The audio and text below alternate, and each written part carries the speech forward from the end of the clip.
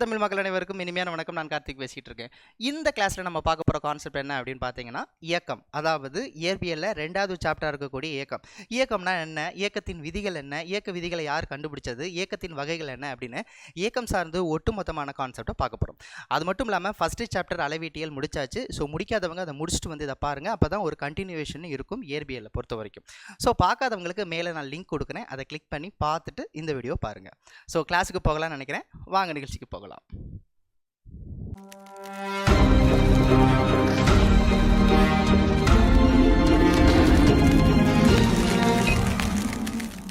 இயக்கம். ஸோ இயக்கம்னா என்ன, இயக்கத்தோட வகைகள் என்ன, இயக்கம் சார்ந்து கூற்றுகள் யார் யார் என்ன சொல்லியிருக்காங்க அப்படிங்கிற மாதிரி பார்க்க போகிறோம். இது முடிஞ்சதுக்கப்புறம் இயக்க விதிகள், இயக்க விதிகள் முடிஞ்சதுக்கப்புறம் இயக்க சமன்பாடு, இயக்க சமன்பாடு முடிஞ்சதுக்கப்புறம் மைய நோக்கு விசை, மைய விலக்கு விசை, வட்ட இயக்கத்தை பற்றி பார்ப்போம். இதுதான் இதில் இருக்கக்கூடிய ஆர்டர். ஃபஸ்ட்டு இயக்கம்னா என்ன அப்படின்னு பார்க்க போகிறோம். பொதுவாக இயக்கம் எதனை சார்ந்து நம்ம அதனுடைய டெஃபினிஷன் வந்து நம்மளுக்கு கொடுத்துருக்காங்க அப்படின்னா காலம் சார்ந்து. புரியலையா சார் அப்படின்னு பார்த்தீங்கன்னா, ஒரு பொருள் காலத்தை சார்ந்து தன் நிலையில் மாறுபாடு ஏற்படுமேயானால் அது இயக்கத்தில் இருக்குன்னு அர்த்தம். புரியலையா சார் அப்படின்னா, இப்போ நம்ம சூரியனை சுற்றி வரும் பூமி எடுத்துக்குவோம். பூமி அதே இடத்துலையா இருக்குது? இல்லை. கண்டிப்பாக 365 நாட்கள், அதாவது 365 கால் நாட்களில் கண்டிப்பாக ஒரு முறை சுற்றி வருகிறது. அப்போ காலத்தை சார்ந்து ஒரு பொருள் தன்னுடைய நிலையில் மாறுபாடு ஏற்படுது. நிலை அப்படின்னா என்ன? நிலை அப்படிங்கிறது இரு வகைப்படும். ஒன்று ஓய்வு நிலை, இன்னொன்று இயக்க நிலை. ஒன்று ஓய்வு நிலை. ஓய்வு நிலைனா என்ன, இயக்க நிலைனா என்ன, அதை முதல்ல நீங்கள் நல்லா தெரிஞ்சுக்கணும். ஓய்வு நிலை அப்படிங்கிறதுக்கு என்ன அர்த்தம் அப்படின்னு பார்த்தீங்கன்னா, ஒரு பொருள் தன் நிலையில் எப்போதுமே மாறுபாடு ஏற்படாது, செவனேன்னு இருக்கும்.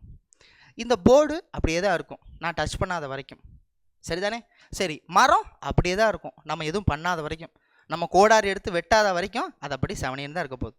அப்போ ஒரு பொருள் ஓய்வு நிலையில் இருக்குன்னா ஒரு பொருளானது காலத்தை சார்ந்து எந்த ஒரு மாறுபாடுகளும் ஏற்படாது, அதான் ஓய்வு நிலை. இயக்க நிலை அப்படின்னா என்ன அர்த்தம்னா, ஒரு பொருள் காலத்தை சார்ந்து தன் நிலையில் மாறுபாடு ஏற்படும். புரியுதுங்களா? இப்போ ஒரு ஃபேன் சுற்றிக்கிட்டே இருக்குது, இயக்க நிலையில் இருக்குது. சூரியனை சுற்றி வரும் கோள்கள் இல்லை சூரியனை சுற்றி வரும் பூமின்னு எடுத்துக்கோமே, நம்ம பூமி 365 காலில் எக்ஸாக்ட்லி 1 டைம் சுற்றி வந்துடுது. அப்போ அதுவும் இயக்க நிலையில் இருக்குது.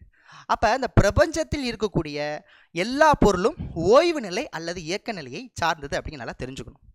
இதை நல்லா புரிஞ்சுக்குங்க. இந்த ஓய்வு மற்றும் இயக்க நிலை இது இரண்டும் ஒரு சார்பியல் நிகழ்வு அப்படின்னு சொல்கிறாங்க, ரொம்ப முக்கியம். அது என்ன சார் சார்பியல் நிகழ்வு? சார்பியல் நிகழ்வு அப்படின்னு சொல்கிறாங்க. அப்படின்னா என்ன அர்த்தம் அப்படின்னா, இது ரெண்டும் ஒன்று டிபெண்ட் பண்ணி இருக்குது. இது ரெண்டும் ஒன்று டிபெண்ட் பண்ணி இருக்குது. அதாவது ரெண்டும் சார்ந்து இருக்கக்கூடிய நிகழ்வுகள். இப்போ ட்ரெயினில் போகிறீங்க, எடுத்துக்காட்டு மிகச்சிறந்த எடுத்துக்காட்டு சொல்லுவாங்க, கேட்பாங்க, கூற்று ஒன்று பொருளின் ஓய்வு நிலை மற்றும் இயக்க நிலை ஒரு சார்பியல் நிகழ்வு அப்படின்னா ஆமாம். இப்போ ட்ரெயினில் போய்கிட்டு இருக்கோம், நம்மளை பொறுத்த வரைக்கும் மரங்கள் எல்லாம் ஓடிக்கிட்டு இருக்கிற மாதிரி ஒரு இயக்க நிலையில் இருக்கிற மாதிரி நமக்கு தோணுது. ஆனால் ட்ரெயினை விட்டு வெளியில் இருந்து நம்ம அண்ணாத்தை பார்த்துக்கிட்டு இருக்கக்கூடிய பசங்க, சின்ன பசங்க இருக்காங்களா, அவங்கள பொறுத்த வரைக்கும் ட்ரெயின் வந்து ஓடிக்கிட்டு இருக்கு, மரம் வந்து ஓய்வு நிலை. ஸோ இதுதான் நம்ம பார்க்கக்கூடிய இடத்தை பொறுத்து ஒரு பொருள் ஓய்வு நிலையா இல்லை இயக்க நிலையாங்கிறது இருக்குது. இதுக்கு பேர் தான் சார்பியல் நிகழ்வு அப்படின்னு சொல்கிறாங்க. கிளியரா? அப்போ ஓய்வு நிலை அப்படிங்கிறது காலத்தை சார்ந்து எந்த ஒரு மாறுபாடும் ஏற்படாது. இயக்கம் அப்படிங்கிறது காலத்தை சார்ந்து தன் நிலையில் மாறுபாடு ஏற்படும். அது வந்து ஒரு செகண்ட்ஸுக்கு இருக்கலாம், ஒரு வருஷத்துக்கு இருக்கலாம். ஓகேங்களா? நான் சொல்கிறது உங்களுக்கு புரியுதா? நமது வரைபடத்தில் இருக்கக்கூடிய பணியார்களும் சரி, நமது வரைபடத்துக்குள்ள ஸ்ட்ரக்சர் கொஞ்சம் கொஞ்சமாக மாறுபாடு ஏற்படுத்திட்டு இருக்கு, அப்படி தானே? முன்னாடி வந்து ஒரே ஒரு கண்டமாக இருந்துச்சு, அதுக்கப்புறம் பிரிஞ்சு இப்போ 7 கண்டமாக இருக்குது. அப்போ அது வந்து ஒரு இயக்க நிலையில் இருக்குது அப்படின்னு அர்த்தம். கிளியர்? சரி, இப்போ இயக்கம் அப்படின்னு சொன்ன உடனே நீங்கள் ஒரு விஷயத்தை நல்லா புரிஞ்சுக்கணும். ஃபஸ்ட்டு ஒன் நீங்கள் என்ன தெரிஞ்சுக்கணும் அப்படின்னு பார்த்தீங்கன்னா, இயக்கம் சார்ந்து இப்போ இயக்கம் சார்ந்து 2 பேர் 2 ஸ்டேட்மெண்ட்டை சொல்கிறாங்க. இப்போ ஃபார் எக்ஸாம்பிள், நான் ஒரு கூற்றை சொல்லுவேன், இன்னொருத்தவங்க ஒரு கூற்றை சொல்லுவாங்க. அதுபோல் இயக்கம் சார்ந்த கூறுகளில் 2 அறிஞர்களுக்கு ஒரு கருத்து மோதல்கள் ஏற்படுது. அதில் ஒருத்தர் தான் அரிஸ்டாட்டில். பேர் தான் அரிஸ்டாட்டில், ரொம்ப முக்கியமான நபர் அரிஸ்டாட்டில். இன்னொருத்தர் தான் கலீலியோ. இவங்க 2 பேருக்கு என்ன சார் பிரச்சனை, வியாக்கியா சண்டையா அப்படின்னு கேட்டிங்கன்னா, வியாக்கியா சண்டைலாம் கிடையாது. இவங்க 2 பேருக்கும் இயக்கம் சார்ந்த கூறுகளில் கருத்து வேறுபாடு வருது. சரி, அரிஸ்டாட்டில் என்ன சொல்கிறார்? இயக்கம் சார்ந்து அரிஸ்டாட்டில் சொல்லக்கூடிய கான்செப்ட் என்ன அப்படின்னு பார்த்தீங்கன்னா, இந்த பிரபஞ்சத்தில், இந்த உலகத்தில் இருக்கக்கூடிய இயங்கக்கூடிய பொருட்கள் கண்டிப்பாக ஒரு நாள் தானாக ஓய்வு நிலைக்கு திரும்பும் அப்படின்னு சொல்றார். அதுக்கு பேர் தான் இயற்கையான இயக்கம் சொல்றார். இயற்கையான இயக்கம் சார் கொஞ்சம் புரியுற மாதிரி சொல்லுங்க சார். இயற்கையான இயக்கம்னா அதாவது சார் இந்த உலகத்துல அவர் சொல்ற கூற்றுப்படி இயற்கையான இயக்கம்னா என்னன்னா, ஓடிக்கிட்டு இருக்கக்கூடிய ட்ரெயின் இல்ல பிரபஞ்சம் சுத்திக்கிட்டு இருக்கக்கூடிய பூமி எல்லாமே ஒரு நாள் நின்றுங்கிறார். நின்று அப்படின்னா ஓய்வு நிலைக்கு திரும்புங்கிறார். அதாவது நம்ம எந்த ஒரு விசையும் கொடுக்காம எதையும் செய்யாம தானாக தனது ஓய்வு நிலைக்கு திரும்ப தரக்கூடிய இயக்கம் இயற்கையான இயக்கம்.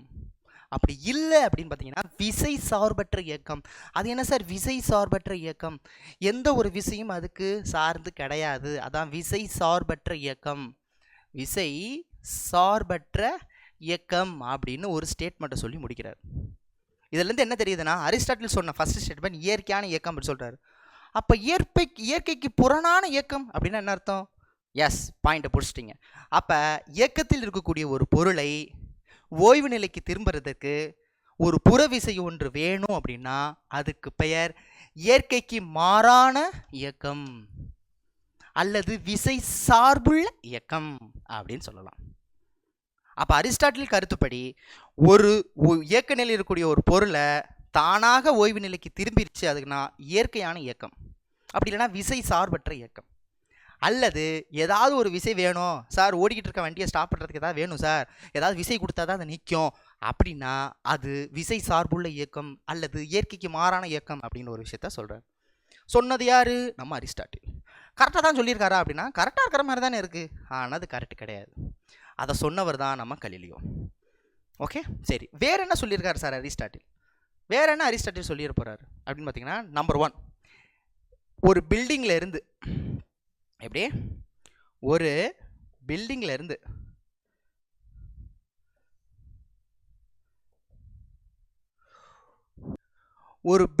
இருந்து இரு வெவ்வேறு நிறை கொண்ட பொருளை, இப்போ ஃபார் எக்ஸாம்பிள் 10 கேஜி ஒன்று இருக்கு, இது 100 கேஜி ஒன்று இருக்கு. இந்த இரண்டு பொருட்களையும் நான் கீழே தூக்கி போட்டேன்னா நல்லா வேகமாக வருது, கீழ் நோக்கி வரும் பொழுது அரிஸ்டாட்டில் என்ன சொல்கிறாரு அப்படின்னு பார்த்தீங்கன்னா, அதிக நிறை கொண்ட பொருள் முதலாக பூமியை வந்து அடையும். அதாவது 100 கேஜி இருக்கிற பொருள் தான் சார் ஃபஸ்ட்டு வரும், ரெண்டாவதாக தான் எது வரும்? 10 கேஜி அப்படின்னு யார் சொல்கிறது? அரிஸ்டாட்டில் சொல்கிறார். ஸோ கண்டிப்பாக கான்செப்ட் புரிஞ்சுக்கணும். இயற்கையான இயக்கம், இயற்கைக்கு மாறான இயக்கம், ரெண்டு வெவ்வேறு நிறை கொண்ட பொருளை நீங்கள் தூக்கி வீசுனீங்கன்னா ஃபஸ்ட்டு அதிக நிறை கொண்ட பொருள் தான் பூமிக்கு வரும்னு சொல்கிறது தான் யார்? அரிஸ்டாட்டில். ஆனால் இவர் சொன்ன ஒட்டுமொத்த எல்லா கான்செப்டுமே தவறு, தப்பு சார், அனைத்தும் தவறு அப்படின்னு சொல்கிறவர் தான் யார்? நம்ம கலீலியோ. அப்படியா சார்? ஆமாம், கலீலியோ கூற்று அனைத்தும் சரி. பின்னாளில் கலீலியோ உருவாக்கப்பட்ட புத்தகத்தின் அடிப்படையில் தான் நியூட்டன் அவர்கள் இயக்க விதிகளை உருவாக்குறாரு. கலீலியோ இஸ் மாஸ்டர் பீஸ் அப்படின்னு சொல்லலாம். அவர் அப்படி என்ன சார் சொன்னார் அப்படின்னா, அவர் சொல்லக்கூடிய கான்செப்ட் வேற லெவலில் இருந்துச்சு. அவர் என்ன சொல்றாரு? அந்த பிரபஞ்சத்தில் இருக்கக்கூடிய அனைத்து பொருளும் நிலைம பண்பை கொண்டுள்ளது. ஃபர்ஸ்ட் பாயிண்டே அதான் சொல்றாரு, நிலைம பண்பு. அது என்ன சார் நிலைம பண்பு? நிலைம பண்புனா என்ன? புரியுற மாதிரி சொல்லுங்க சார். நல்லா கவனமாக கேட்டுக்கோங்க. எல்லா பொருட்களும் நிலைம பண்பு இருக்கு. இந்த பிரபஞ்சத்தில் இருக்கக்கூடிய அனைத்து பொருட்களும் தனது நிலைம பண்பிலேயே இருக்கும். ஓய்வு நிலையாகட்டும் இல்லை இயக்க நிலையாகட்டும், அதைத்தான் நிலைம பண்பு. அதாவது புற விசை ஒன்று செயல்படாத வரை ஒரு பொருளானது, நிலைமத்துக்கு டெஃபினிஷன் சொல்கிறேன், புற விசை ஒன்று செயல்படாத வரை ஒவ்வொரு பொருளும் தனது ஓய்வு நிலையோ அல்லது இயக்க நிலையோ மாற்றிக்கொள்ளாமல் இருக்கும். நான் தட்டி விடாத வரைக்கும் இந்த போர்டு அமைதியாக தான் இருக்கும், நான் தட்டி விடாத வரைக்கும் இந்த லைட்டு கீழே விழாமல் தான் இருக்கும். அது தனது ஓய்வு நிலையிலேயே பயணிக்கும். அதுக்கு பேர் தான் அதோடைய நிலைமை பண்பு. சூரியனை சுற்றி வரும் பூமி சுற்றிக்கிட்டே தான் இருக்கும், அது இயக்க நிலையில் இருக்குது. ஏதாவது ஒரு கல் அடிக்காத வரைக்கும் அது சுற்றிக்கிட்டு தான் இருக்கும். அப்போ அவர் என்ன சொல்கிறாருன்னா, சார் பிரபஞ்சத்தில் இருக்கக்கூடிய எல்லா பொருளும் தனது நிலையிலே தான் இருக்கும், நம்ம டச் பண்ணாத வரைக்கும். கரெக்டு தானே? புரியுதா நான் சொல்கிறது? அப்போ இது ஓய்வு நிலையில் இருக்குது அப்படிங்கிறது இதோட நிலைமை பண்பு. ஒரு பொருள் இயக்கத்தில் இருக்குது, அதோட நிலைமை பண்பு. அது தனது நிலைமத்தில் இருக்கத்தான் விரும்பப்படும், அதுக்கு பேர் தான் நிலைமை பண்பு. அதைத்தான் அவர் தெளிவாக சொல்கிறாரு. அரிஸ்டாட்டில் சொல்கிறது வேறு. அரிஸ்டாட்டில் என்ன சொல்கிறாரு? எல்லா பொருளும் ஓய்வு நிலைக்கு வந்துருங்கிறாரு. அவர் என்ன சொல்கிறாரு? அப்படிலாம் வராது தம்பி, நீ டச் பண்ணாத வரைக்கும் சுற்றிக்கிட்டு தான் இருக்கும். மரம் அது பாட்டுக்கு நின்று தான் இருக்கும். நம்ம கோடாரி விட்டு வெட்டாத வரைக்கும் அது செவனேன்னு தான் இருக்கும். காற்று அடிக்காத வரைக்கும் அது ஆடாமல் தான் இருக்கும். காற்று அப்படிங்கிறது விசை. உடனே சார் காற்று இருக்கும்போது ஆடுதே சார், அது இல்லையா? அதுவும் விசை தானே. காற்று அப்படிங்கிறது இயக்கம், அங்கே விசை அங்கே செயல்படுது, இருக்கும்போது மரங்கள் ஆடுது. அப்போ புறவிசை ஒன்று செயல்படாதவரை ஒவ்வொரு பொருளும் தனது நிலைமை பண்பை பெற்றிருக்கும் சொல்கிற கான்செப்ட் தான் இவர் சொன்ன அந்த கான்செப்டை பட்டிட்டிங்கிறீங்க பார்த்து தான் நியூட்டன் தனது முதல் விதியை சொல்கிறாரு. நியூட்டனின் முதல் விதி நிலைமை விதி அப்படின்னு நம்ம பின்னாடி படிப்போம். இப்போ படிப்போம், இப்போ உடனே பிடிச்சிருவோம். புரியுதா? ரெண்டுக்கு முரண்பாடு இருக்கா? அவர் இயற்கையான இயக்கம் இயற்கைக்குமா அப்படிலாம் கிடையாது. நிலைமை விதி முடிஞ்சு போச்சு. வேற என்ன சொல்லியிருக்காரு? நீங்கள் என்ன சார் சொன்னீங்க? ஒரு பில்டிங் இருக்குன்னு சொன்னீங்க. ஆமாம் சொன்னோமா? சொன்னோம் சார். சரி, அதில் ஏதோ ஒன்று தூக்கி போடணும்னு சொன்னீங்களே. ஆமாம் சார். ஒன்று வந்து 10 kg சார், இன்னொன்று வந்து 100 kg சார். 2 kgயும் தூக்கி போட்டால் ஃபஸ்ட்டில் வந்து 100 kg தானே சார் வரும், அப்படி தானே சார் அரிஸ்டாட்டில் சொன்னார். கிடையாது தம்பி. இவர் என்ன சொல்கிறாருன்னா, வெவ்வேறு நிறை கொண்ட இரண்டு, எத்தனை பொருளாக இருக்காலும் சரி, 2 பொருட்களை நாம் சம தொலைவில் மேலே இருந்து கீழே விழ செய்யும் பொழுது 2 பொருட்களும் ஒரே நேரத்தில் பூமியை வந்தடையும்னு சொல்கிறாரு நம்ம மாஸ்டர் பீஸ் கலீலியோ அவர்கள். அதனால தான் அவர் மாஸ்டர். இதை செக் பண்ணியும் பார்த்தாங்க. ஒரு கோழி இறகையும் ஒரு 100 கிலோ பவுண்டையும் கீழே தூக்கி போட்டாங்க. இப்போயுமே எக்ஸ்பெரிமெண்ட் இருக்குது, யூடியூப்பில் அடிச்சு பாருங்க. கிளியரா ஸ்டூடெண்ட்ஸ்? கண்டிப்பாக வரும். கலீலியோ சொன்னது தான் கரெக்ட். நம்மளுக்கு தோணும் 100 கிலோ தான், கிடையாது. 2க்கும் புவியீர்ப்பு விசை ஒன்று தான். அப்போ கண்டிப்பாக 2 பொருட்களும் சம நேரத்தில் சம காலத்தில் கீழே வந்தடையும் அப்படின்னு கலீலியோ சொல்கிறார். புரியுதா? Okay fine. அடுத்து நம்ம பார்க்க போகிற கான்செப்ட் என்ன அப்படின்னு பார்த்தீங்கன்னா, ரொம்ப ரொம்ப முக்கியமான கான்செப்ட் அப்படின்னு தான் நான் சொல்லுவேன். என்ன கான்செப்ட் அப்படின்னு பார்த்தீங்கன்னா, இயக்கத்தின் வகைகள். இயக்கத்தின் வகைகள். ஓகேவா? இயக்கத்தின் வகைகளில் நம்ம ஃபஸ்ட்டு என்ன தெரிஞ்சுக்கணும் அப்படின்னு பார்த்தீங்கன்னா, அவற்றின் பாதைகளை சார்ந்து இயக்கத்தை பல வகையாக பிரிக்கலாம். ஃபஸ்ட்டு நேர்கோட்டு இயக்கம். நேர்கோட்டுக்கு இயக்கம் அப்படின்னா என்னன்னு அதுலேயே அர்த்தம் இருக்கும். ஒரு பொருளானது நேர்கோட்டில் பயணிக்குமேனா அது நேர்கோட்டு இயக்கம். ட்ரெயினை சொல்லலாம், ஒரு நேர்கோட்டு பாதையில் பயணிக்கக்கூடிய ட்ரெயினை சொல்லலாம். சரி, அப்போ வட்ட இயக்கம். ஒரு பொருள் வட்ட இயக்கத்தில் இயங்குமே ஆனால் அதுக்கு பேர் வட்ட இயக்கம். அப்புறம் வளைவு இயக்கம். அடுத்து என்ன? வளைவு இயக்கம். அதுக்கப்புறம் என்ன? அலைவு இயக்கம். அலைவு என்றால் என்னன்னா, ஒரு இதை மையமாக கொண்டு, ஒரு அச்சை மையமாக கொண்டு முன்னும் பின்னும் வினாடி ஊசல் இல்லை ஊஞ்சல் எப்படி தானே?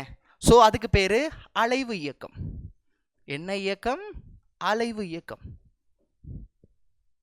அடுத்து ஒழுங்கற்ற இயக்கம். இதில் எதுவுமே ஃபாலோ பண்ணாமல் ஒழுங்கற்று இருந்துச்சுன்னா, நீங்கள் பேப்பரில் இந்த ராக்கெட் ஒன்று செஞ்சு விட்டா அதெல்லாம் ஒழுங்கற்ற இயக்கம். அதுக்கு ஒரு ரூல் இருக்கா? அப்படியே சுற்றி வரும், அதுக்கு பேர் ஒழுங்கற்ற இயக்கம். அதுக்கப்புறம் கால ஒழுங்கு இயக்கம், கால ஒழுங்கற்ற இயக்கம். கால ஒழுங்கு இயக்கம்னா காலத்தை சார்ந்து ஒரு பொருளானது ஒழுங்கான முறையில் இயங்குமையானால். அலைவு இயக்கம் ஒரு கால ஒழுங்கு இயக்கம், மறந்துடக்கூடாது.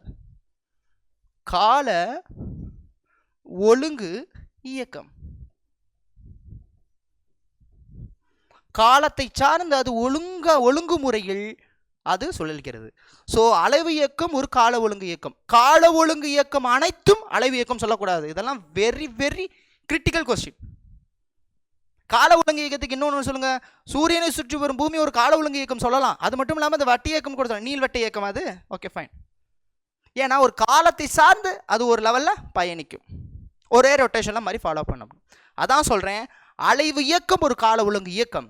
ஆனால் கால ஒழுங்கு இயக்கம் அனைத்தும் அலைவு இயக்கம் சொல்லக்கூடாது. ஸ்டேட்மெண்ட்டில் கேட்டுருவாங்க, கூட்டில் கேட்டுருவாங்க. நம்ம புத்தகத்தில் அழகாக நான் அதை மென்ஷன் பண்ணியிருக்கேன், அதை மறந்துடக்கூடாது.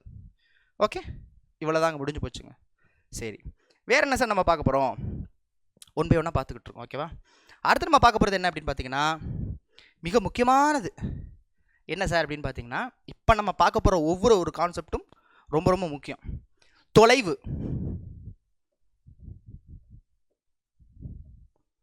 இடப்பெயர்ச்சி.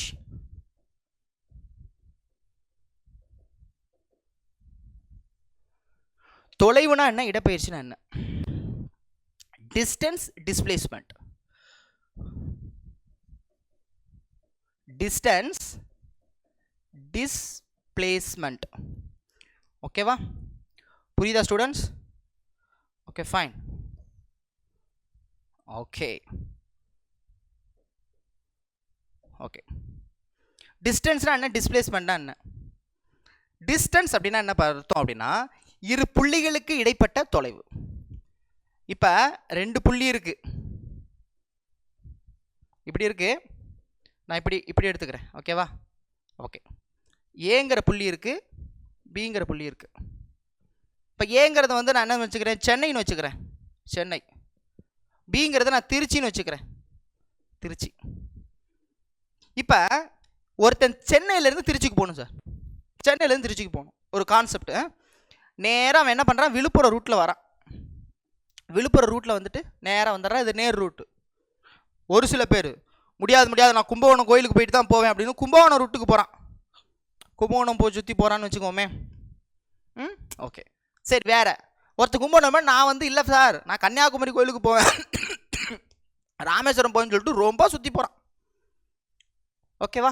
ஒரு அப்ராக்சிமேட்லி வேல்யூ வச்சுக்குவோம். இது நம்ம ஒரு அப்ராக்சிமேட்லி ஒரு எத்தனை கிலோமீட்டர் வச்சுக்கலாம், ஒரு 500 கிலோமீட்டர் வச்சுக்கலாமா?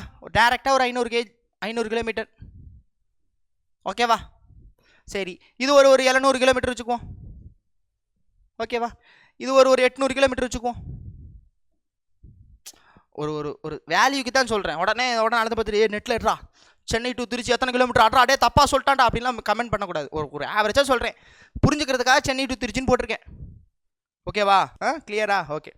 இது ஒரு 500 கிலோமீட்டர் டேரெக்டாக போனால், இது ஒரு 700, இது வருது. இதை வந்து நான் பாதை ஏன்னு வச்சுக்கிறேன், இதை பாதை பின்னு வச்சுக்கிறேன், இதை நான் பாதை சின்னு வச்சுக்கிறேன். ஓகேவா? சரி. இப்போ தொலைவு என்றால் என்ன?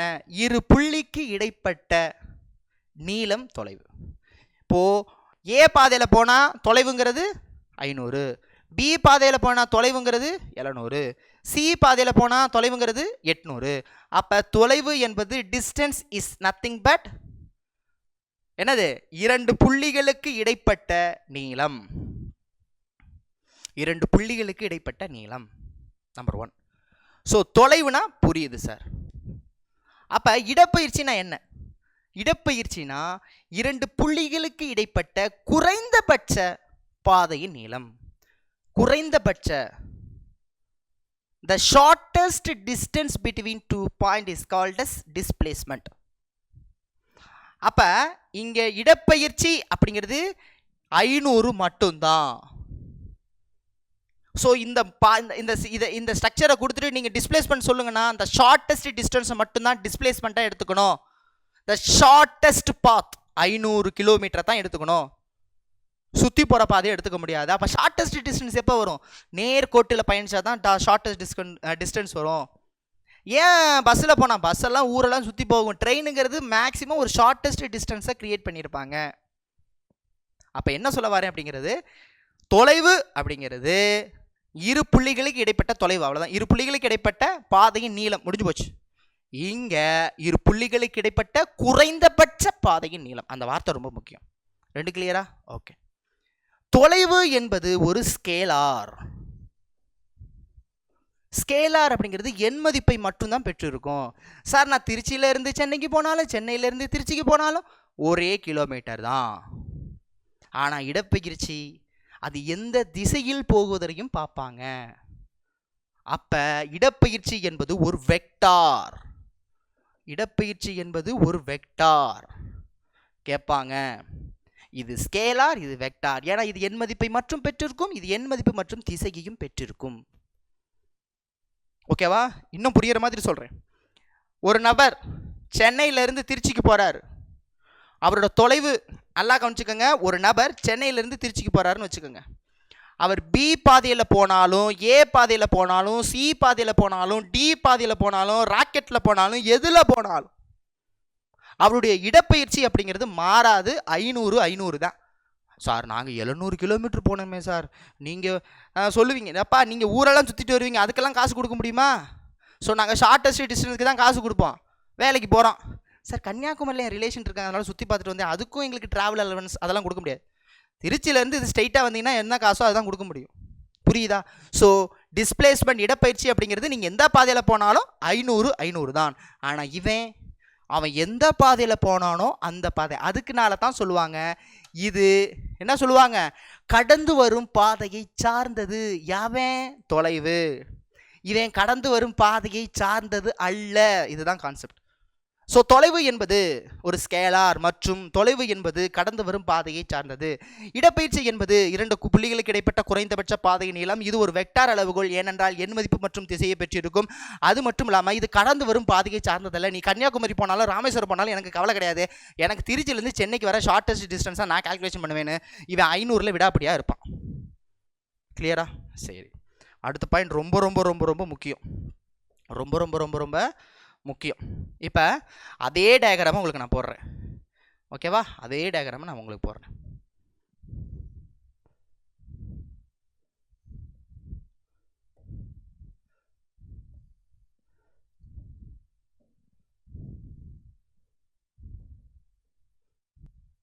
ஓகே ஓகே ஓகேவா? ஓகேவா? ஓகே. இது வந்து நம்ம எப்போதும் பார்த்தது போல் இது என்ன சொன்னோம், சென்னை சொன்னோமா, மெட்ராஸ் எம்எஸ்ன்னு வச்சுக்கலாம். இதை வந்து எம்எஸ், இது வந்து டிபிஜே. ஓகே, திருச்சிராப்பள்ளி. சரி, இப்போ போகிறாங்க. இதை நான் ஏற்கனவே சொல்லிட்டேன். என்ன சொன்னேன் சார், இது ஒரு 500 கிலோமீட்டர் சொன்னேன். இது ஒரு 600 கிலோமீட்டர்னு வச்சுக்கோங்க. இது ஒரு 800 கிலோமீட்டர்னு வச்சுக்கோங்க. இதெல்லாம் கிலோமீட்டர்.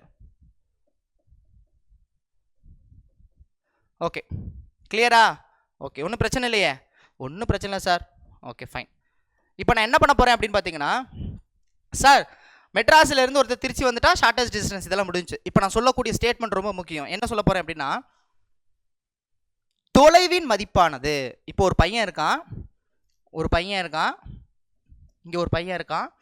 இவன் 3 பாதையிலுமே போகிறான். எந்த பாதையில் போகிறான்? 3 பாதையிலுமே போகிறான். 3 பாதையில் போனால் ஃபஸ்ட்டு பாதை இது சொன்னோம், செகண்ட் பாதை இது சொன்னோம், தேர்டு பாதை இது சொன்னோமா.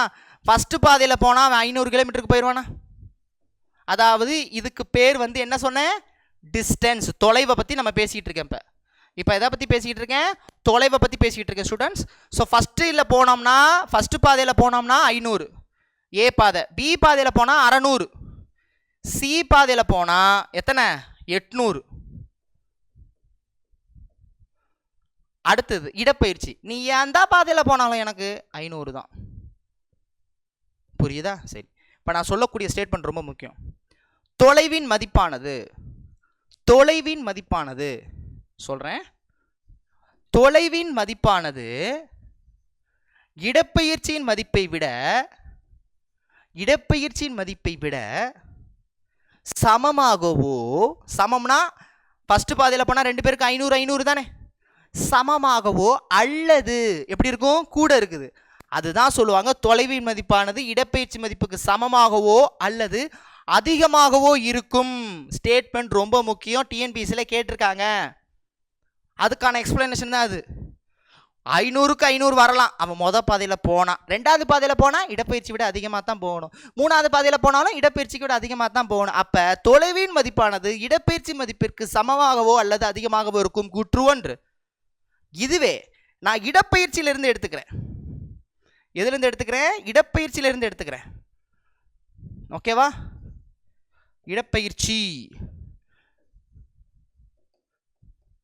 இடப்பெயர்ச்சியின் மதிப்பானது தொலைவின் மதிப்பிற்கு சமமாகவோ அல்லது குறைவாகவோ இருக்கும். எப்படி இருக்கும்? இடப்பெயர்ச்சியின் மதிப்பு தொலைவின் மதிப்பிற்கு சமமாகவோ அல்லது குறைவாகவோ இருக்கும். ஏன்? இப்போ இடப்பெயர்ச்சி கான்செப்ட்லேருந்து எடுத்துக்கிறேன். இங்கே வந்தால் ஒன்று 500 தான் வரும், இங்கே என்ன வரலாம், 500 வரலாம், 600 வரலாம், 800 வரலாம். கண்டிப்பாக பாருங்கள், இது ஈக்குவல், மற்றது எல்லாமே சிறுசு. ஸோ அப்போ என்ன சொல்ல வராங்கன்னா, இடப்பெயர்ச்சி சைடில் இருந்து பார்த்தோம்னா இடப்பெயர்ச்சியின் மதிப்பு தொலைவின் மதிப்பிற்கு சமமாகவோ அல்லது குறைவாகவோ இருக்கும்.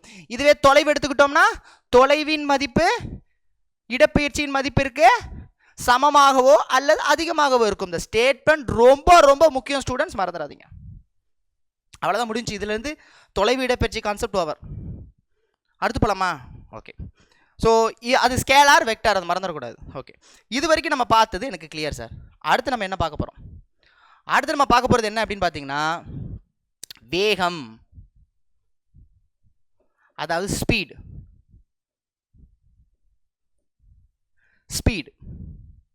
ஸ்பீடுனா என்ன? ஒரு குறிப்பிட்ட காலகட்டத்தில் ஒரு பொருள் கடந்த தொலைவு ஸ்பீடு, வேகம். தொலைவு என்னது? தொலைவு. So speed is nothing but distance divided by time.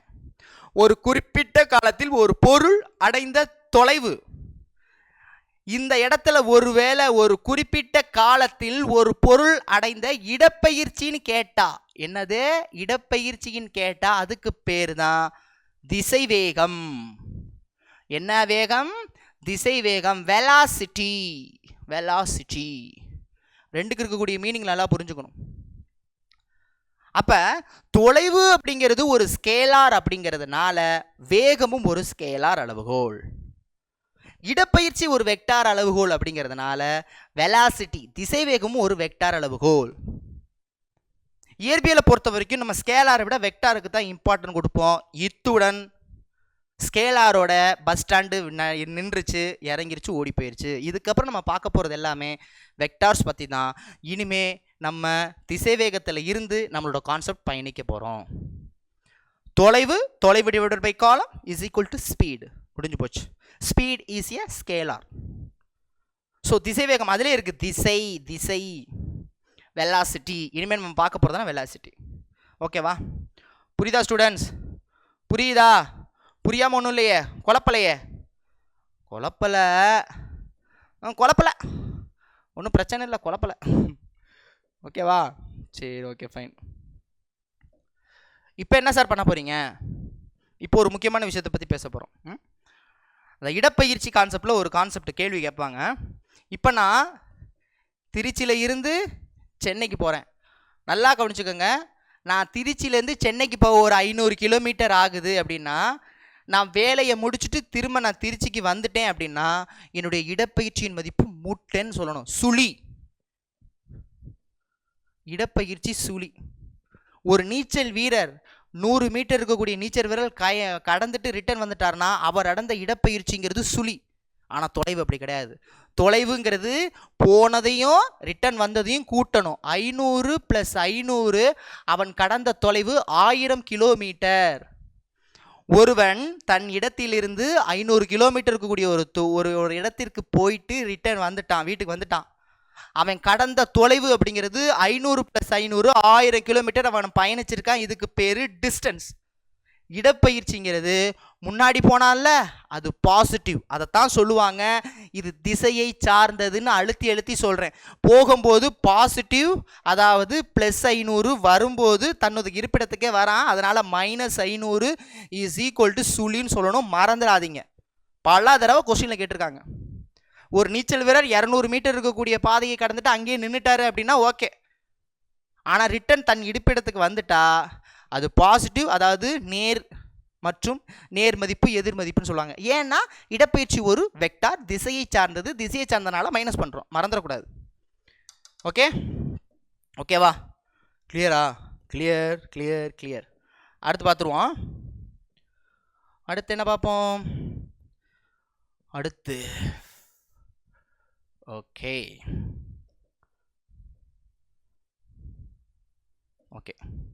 Red colour பளிச்சுன்னு இருக்கா? ஓகே. இப்போ அடுத்து நம்ம பார்க்க போகிறது என்ன அப்படின்னு பார்த்தீங்கன்னா, வேகம் பார்த்தாச்சு, திசை வேகம் பார்த்தாச்சு. இப்போ நம்ம திசை வேகத்தோடைய அப்டேட் என்ன அப்படின்னு பார்த்தீங்கன்னா, நல்லா கவனமாக கேட்டுக்கணும். இப்போ நம்ம என்ன பார்த்துட்டோம்? டிஸ்டன்ஸ் பார்த்துட்டோம், டிஸ்பிளேஸ்மெண்ட் பார்த்துட்டோம், ஸ்பீடு பார்த்துட்டோம், வெலாசிட்டி பார்த்துட்டோம். இப்போ நம்ம பார்க்க போகிறது நல்லா கவனிச்சுக்கோங்க. ஃபஸ்ட்டு நம்ம டிஸ்டன்ஸ் பார்த்தோமா? டிஸ்டன்ஸ் பார்த்தோம். அதோடைய இந்த சைடு டிஸ்பிளேஸ்மெண்ட் பார்த்தோம். அதுலேருந்து கண்டினியூவேஷன் இங்கே ஸ்பீடு பார்த்தோம். அதோட கண்டினியூவேஷன் இங்கே வெலாசிட்டி பார்த்தோம். ஓகே, இப்போ இதனுடன் இதோட ஸ்டாப் முடியுதுன்னு சொன்னேன். ஸ்கேலாரோட பஸ் ஸ்டாண்டு முடிஞ்சுன்னு சொன்னேன். Scalar over. ஓகே, இப்போ நம்ம பார்க்க போகிறது என்ன அப்படின்னு, வெலாசிட்டியிலேருந்து ஆரம்பித்து நம்ம அடுத்து முடுக்கம் பார்க்க போகிறோம். Acceleration, continuation. ஆக்சலரேஷன்னா என்ன, முடுக்கம்னா என்னன்னு பார்க்க போகிறோம். முடுக்கம் எதுலேருந்து, இந்த வெலாசிட்டியிலேருந்து தான். முடுக்கம்னா என்ன, ஆக்சலரேஷன்னா என்ன, அதுலேயே மீனிங் இருக்குது. மச்சான் ஆக்சிலேட்டர் விடாதடா, திருவிடா போவாங்க பசங்க. விடாத மச்சான் ஆக்சிலேட்டர் திருவிடா. ஆக்சலரேஷன், முடுக்கம்.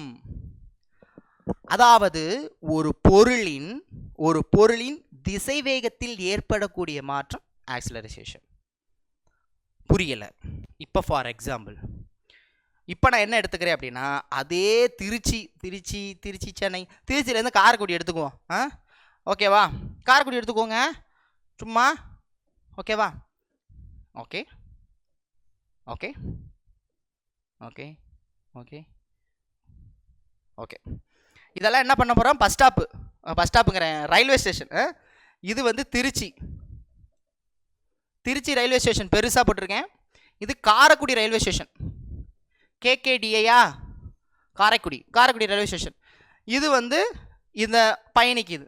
ஃபார் எக்ஸாம்பிள் வந்து இங்கே ஒரு இது சேர்த்துக்குவோமே. ஓகே, இங்கே வந்து ஒரு பஸ் இது இங்கே சேர்த்துக்குவோம். Okay fine. ஓகே, இது புதுக்கோட்டைன்னு வச்சுக்கோமா. Pudukkottai railway station. ஓகே, இப்போ எங்கெங்கே பயணிக்கும் அப்படின்னு நான் சொல்கிறேன். சரிங்களா? திருச்சியிலேருந்து காரைக்குடி. இது வந்து நம்ம என்னென்னு வச்சுக்கலாம்னா கீரனூர். இது கீரனூர். ஓகேவா? இது கீரனூர் ரயில்வே ஸ்டேஷன், கீரனூர். இது நம்ம என்ன நமனசமுத்திரம் வச்சுக்கலாம். நமனசமுத்திரம். இது எந்த இடம் வச்சுக்கலாம் அப்படின்னு பார்த்தீங்கன்னா திருமயம் வச்சுக்கலாம். திருமயம். இது எந்த இடம் வச்சுன்னா செட்டிநாடு. ஓகே, நல்லா கவனிச்சுக்கோங்க. இப்போ ட்ரெயின் எங்கேருந்து கிளம்புது அப்படின்னா திருச்சியில் இருந்து குக்குன்னு கிளம்புது. ஓகேவா? நல்லா கவனிங்க. வண்டி நிற்கும் போது இதோட ஃபாஸ்ட் அப்படிங்கிறது 0 கிலோமீட்டர். வண்டி ஆரம்பிக்கலை, வண்டி இன்ஜின் போட்டு ஸ்டார்ட் பண்ண போகிறாங்க, 0. இது என்ன பண்ணுதுன்னா நேராக காரைக்குடி போகுது. இப்போ நல்லா கவனிச்சுக்கோங்க. போகும்போது ஒவ்வொரு இடத்துலையும், இப்போ ஃபார் எக்ஸாம்பிள் சிக்னல் இல்லைன்னா ட்ரெயின் போகும்போது சிக்னல் இருந்து கூட போகும். இப்போ ஃபார் எக்ஸாம்பிள் இங்கே போகும்போது இது ஒரு 50 கிலோமீட்டர் ஃபாஸ்ட்டில் போகுது. ஓகே, இங்கே ஒரு 75 கிலோமீட்டர் ஃபாஸ்ட்டில் போகுது. ஓகேவா? வண்டி புதுக்கோட்டில் நிற்கலை. புதுக்கோட்டில் வந்து ஜங்ஷன் இல்லை, அதனால் பாஸ் பண்ணிட்டாங்க. அது ஒரு பைபாஸ்ன்னு வச்சுக்கோமே. எந்த இடத்துலையுமே நிற்க வேண்டாம், நேராக ஸ்ட்ரைட்டாக. அப்போ 75லே போய்கிட்டு இருக்கு. 75 கிலோமீட்டரில் போய்கிட்டு இருக்கு. இங்கேயும் 75, இங்கேயும் 75. ஓகே, திருமயத்தில் வந்து திரும்ப 50 ஆயிடுச்சு. திரும்ப இங்கே வந்து 0 வந்து நின்றுச்சு. இப்போ என்ன சொல்கிறேன்னா நல்லா கான்செப்ட் எடுக்குங்க. இங்கே 0, இங்கே 50, இங்கே 75, இங்கே 75, இங்கே 50, திரும்ப 0. ஓகே, முடுக்கங்கிறது புரிய வைக்கிறதுக்காக. இப்போ நான் நல்லா புரிஞ்சுக்கங்க. ஒரு குறிப்பிட்ட காலகட்டத்தில், ஒரு குறிப்பிட்ட கால இடைவெளியில் ஒரு பொருளின் திசைவேகத்தில் ஏற்படக்கூடிய மாற்றம் அப்படின்னு தான் சொன்னேன். முடுக்கம் இஸ் நத்திங் பட் ஒரு குறிப்பிட்ட காலகட்டத்தில் திசைவேகத்தில் ஏற்படக்கூடிய மாற்றம். இந்த டெல்டா அப்படிங்கிறது இந்த முக்கோணம் மாதிரி போட்டுருக்கிறது மாற்றம்னு அர்த்தம், மாறுபாடுன்னு அர்த்தம். ஸோ ஒரு குறிப்பிட்ட காலகட்டத்தில் என்னது, ஒரு பொருளின் திசைவேகத்தில் ஏற்படக்கூடிய மாற்றம். அதான் மாற்றம். பார்ப்போமா? பார்த்துருவோம். இப்போ இந்த மாற்றம் அப்படின்னா எப்படி வித்தியாசம் கண்டுபிடிக்கிறது தான் மாற்றம். ஓகேங்களா? இப்போ உங்களுக்கு எனக்கு வயசு வித்தியாசம்னா என்ன பண்ணுவோம், பெரிய வயசுலேருந்து சின்ன வயசு மைனஸ் பண்ணுவோம்ல, அதே போல் இப்போ ஃபஸ்ட்டு கேட்குறாங்க. ஸோ திருச்சிக்கும் நமனசமுத்திரத்திற்கும் இடைப்பட்ட ஆக்சலரேஷன் என்ன? ஸோ இங்கே வந்து 50, இங்கே 0. அதனால 50 - 0 டிவைடட் பை எவ்வளோ நேரத்தில் போகுது, ஒரு மணி நேரத்தில்னு வச்சுக்கோமே, ஒரு 1 hour. அப்போ 50ன்னு வச்சுக்கணும். 50 அப்படின்னு வச்சுக்குவோம். ஸோ ஆக்சலரேஷன் 50, அதாவது மைனஸ் பண்ணணும், பெருசுலேருந்து சின்னதாக மைனஸ் பண்ணணும். இதான் கான்செப்ட், டிவைடட் பை டைம். ஓகேவா? இப்போ என்ன சொல்ல வரேன் அப்படின்னா, இங்கேருந்து இங்கே போனால் ஆக்சிலரேஷனுங்கிறது 50. இப்போ நான் என்ன கேட்குறேன்னா, நமன சமுத்திரத்துக்கும் புதுக்கோட்டைக்கும், நமன சமுத்திரத்துக்கும் புதுக்கோட்டை 75லேருந்து 50, அப்போ 25 சொல்லிட்டேன். அடுத்து 70, ஏதாவது புதுக்கோட்டை விட்டுருவோம். கீரனூரில் இருந்து திருமயத்துக்கு எத்தனை? அங்கேயும் 75, இங்கேயும் 75. அப்போ ஆன்சர் 0.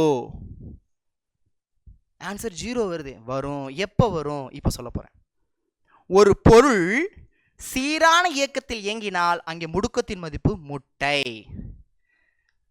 சீரான இயக்கத்தில் இயங்கினால் முடுக்கத்தின் மதிப்பு முட்டை. எப்படி சார் சொல்றீங்க? எப்படி சொல்றீங்க? கொஞ்சம் கிளியரா சொல்லுங்க. சீரான இயக்கம். ஏன்னா சீரான இயக்கத்திற்கான மீனிங் என்ன அப்படின்னு கேட்டிங்கன்னா, சீரான இயக்கம் சம காலத்தில் சம தொலைவை கடக்கும். சம தொலைவை.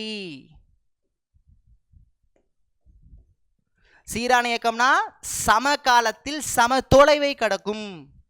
இப்போ ஃபார் எக்ஸாம்பிள், இங்கே நான் 50 கிலோமீட்டர் ஃபாஸ்ட்டில் போனேன்னா அங்கேயும் 50 கிலோமீட்டர் ஃபாஸ்ட்டில் போனேன்னா ஒவ்வொரு 1 மணி நேரத்துக்கு நம்ம டிவைட் பண்ணாலும் 50 கிலோமீட்டர் கிடக்குறோம் இல்லையா? சரி, 50 கிலோமீட்டர் ஃபாஸ்ட்லேயே போகிறேன், நீ 1 மணி நேரத்துக்கு அரை மணி நேரம் எடுத்துக்கலாமே. 50 கிலோமீட்டர் ஃபாஸ்ட்லேயே போகிறேன்னா நான் அரை மணி நேரத்துக்கு 25 கிலோமீட்டர், 60 அரை மணி நேரத்துக்கு 25 கிலோமீட்டர். அப்போ இந்த சம காலம் அப்படிங்கிறத நம்ம எது வேணாலும் எடுத்துக்கலாம். 1 ஹவராக எடுத்துக்கலாம். 1 ஹவர்னா 50 கிலோமீட்டர் போவோம் கரெக்டாக. ½ ஹவர் அப்படின்னு எடுத்துக்கிட்டால் 25 கிலோமீட்டர் போவோம். ஸோ சம காலத்தில் சம தொலைவை கடக்குமேயானால் அது சீரான இயக்கம். இந்த இடத்துல நீங்கள் முடுக்கம் கண்டுபிடிக்க முடியாது. ஏன்னா 2ஐயும் மைனஸ் பண்ணால் முட்டை வரும். ஏன்னா என்ன சொன்னேன்? திசைவேக மாறுபாடு. திசைவேக மாறுபாடு முட்டை இல்லை. திசைவேக மாறுபாடு என்ன அர்த்தம்? ஸ்டார்டிங் மற்றும் எண்டிங். அதுதான் சொல்லுவாங்க. அவங்க சொல்லிக்குவாங்க, இப்படி சொல்லுவாங்க, வி மைனஸ் பண்ணணும். இது வந்து ஸ்டார்டிங், இது ending. So 50 - 50 is equal to 0. 0 எத்தனை டைம் போட்டாலும் 0 தான். அப்போ சீரான இயக்கத்தில் முடுக்கத்தின் மதிப்பு சுழி. முக்கியமான கொஸ்டின், டிஎன்பிஎஸ்சியில் ரிப்பீட்டேஷன் கேட்டிருக்காங்க. அப்போ முடுக்கம் எப்போ வரும்? சீரற்ற இயக்கத்திற்கு மட்டும்தான் முடுக்கத்தின் மதிப்பு உண்டு. வார்த்தை அண்டர்லைன் பண்ணி புக்கில் கொடுத்துருக்காங்க, மறந்துடாதீங்க. ஓகேவா ஸ்டூடெண்ட்ஸ்? கிளியரா? கிளியர் தான். சரி, இப்போ முடுக்கம் கான்செப்ட் புரியுது. ஆனால் அதுக்கு டெஃபினிஷன் ரொம்ப முக்கியம். ஆமாம், அதை தான் பார்க்க போகிறோம். ஓகேவா? பார்த்துடலாமா? ஒன்றும் பிரச்சனை இல்லையே. எஸ். இப்போ முடுக்கம் அப்படிங்கிற கான்செப்டுக்கு நம்ம என்ன கண்டுபிடிக்க போகிறோம்? ஈக்குவேஷன் கண்டுபிடிக்க போகிறோம். ரொம்ப சிம்பிள். முடுக்கம் ஏ, ஸ்மால் ஏன்னு சொல்லணும், ஆக்சிலரேஷன். அவங்க என்ன சொன்னாங்க? ஒரு குறிப்பிட்ட காலகட்டத்தில் திசைவேக மாறுபாடு. இப்போ அதை தான் சொல்கிறாங்க. 2 பாயிண்ட் இருக்குது. இந்த பொருள் ஸ்டார்டிங் வெலாசிட்டியை யூன்னு சொல்கிறாங்க, எண்டிங் வெலாசிட்டியை வின்னு சொல்கிறாங்க. இது ஒரு சீரற்ற இயக்கம். அப்போ தானே முடுக்கம் இருக்கும். ஸ்டார்டிங் வெலாசிட்டினா ஆரம்ப திசைவேகம். யூ அப்படிங்கிறது ஆரம்ப திசைவேகம். இது ஒரு முடிவு திசைவேகம். எந்த காலத்தில்? டீங்கிற காலத்தில். முடுக்கம்னா என்ன சொன்னேன்? முடுக்கம் இஸ் நத்திங் பட் குறிப்பிட்ட காலகட்டத்தில் என்ன? திசைவேக மாறுபாடு. திசைவேக மாறுபாடு எப்படி கண்டுபிடிப்பீங்க? பெருசுலேருந்து சிறுசை மைனஸ் பண்ணுறீங்க. அப்போ v - u divided by t is equal to a. இதுதான் ஃபார்முலா.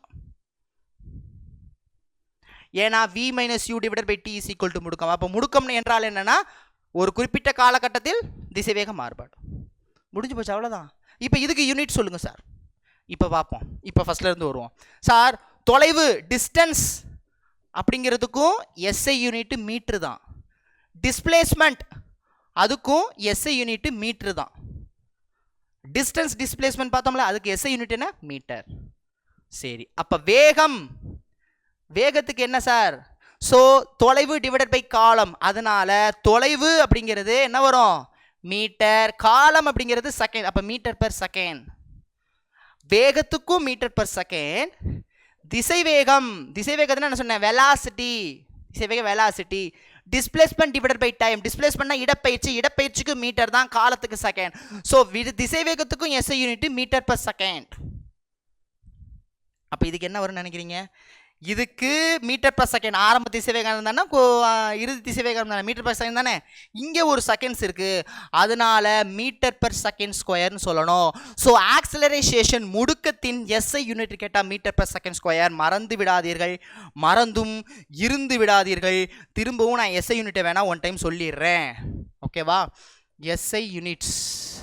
ஓகே, தொலைவு மற்றும் இடப்பெயர்ச்சி மீட்டர். ஓகே, வேகம் மற்றும் திசைவேகம் மீட்டர் பர் செகண்ட்ஸ். முடுக்கம் மீட்டர் பர் செகண்ட் ஸ்கொயர். ரொம்ப ரொம்ப முக்கியம், ரொம்ப ரொம்ப முக்கியம். சரிங்களா? முடுக்கம் பார்த்தாச்சு. கிளியர்? முடுக்கத்துக்கு அடுத்து நம்ம பார்க்க போகிறோம் உந்தம், மொமெண்டம். என்னடா போய்கிட்டே இருக்கு ராசா, இதுக்கு ஒரு முடிவு இல்லையா? முடிவு கண்டிப்பாக இருக்குது, கவலைப்படாதீங்க. Okay okay fine. அடுத்து நம்ம பார்க்க போகிறது உந்தம், மொமெண்டம், பின்னு சொல்கிறாங்க. மொமெண்டம் அப்படின்னா தள்ளுதல், தள்ளுதல் இல்லை இழுத்தல். ஒரு குறிப்பிட்ட நிறை கொண்ட ஒரு பொருளை, ஒரு குறிப்பிட்ட நிறை கொண்ட பொருளை P இஸ் ஈக்குவல் டு எவ்வளவு வெலாசிட்டியில் தள்ளுறீங்க V, எவ்வளவு திசை வேகத்தில் தள்ளுறதா உந்தம். அப்போ P is equal to mv என்று கூற வேண்டும். அப்போ என்ன சொல்லலாம்? ஒரு பொருளின் உந்தமானது அப்பொருளின் நிறைக்கும் அப்பொருளின் நிறையின் மீது செயல்படும் திசை வேகத்தின் பெருக்கற்பலனே உந்தம் எனப்படும். புரியுதா? உந்தம் அப்படின்னா தள்ளுதல். அப்ப ஒரு குறிப்பிட்ட இதுக்கு மாஸ், நிறை, நிறை இன்ட்டு திசை வேகம்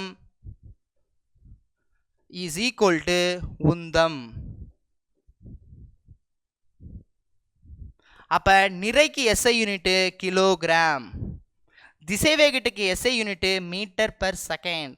அப்ப உந்தத்தின் SI unit kilogram metre per seconds. Finished. That is called as momentum, உந்தம். ஓகேவா ஸ்டூடெண்ட்ஸ்? புரியுதா? குழப்பலையே? சரி, தொலைவு பார்த்தோம், இடப்பெயர்ச்சி பார்த்தோம், ஸ்பீடு பார்த்தோம், வெலாசிட்டி பார்த்தோம். சரி, தமிழ்லேயே சொல்லிடுவோமா? தொலைவு, இடப்பெயர்ச்சி பார்த்துட்டோம், வேகம், திசை வேகம் பார்த்துட்டோம், திசை வேகத்தின் மாறுபாடு முடுக்கம் பார்த்துட்டோம், உந்தம்னா பார்த்துட்டோம். எடுத்து உந்த மாறுபாடு, திசை வேகம், திசை வேக மாறுபாடு பார்த்துட்டோம். இப்போ உந்தம், உந்த மாறுபாடு பார்க்க போகிறோம். உந்தம், உந்த மாறுபாடு பார்க்க போகிறோம். பார்த்துருவோமா? பார்த்துடு விடுவோம். கிளியர் கட்டாக சொல்கிறேன், நல்லா கவனிச்சுக்கோங்க. திசை வேகம்,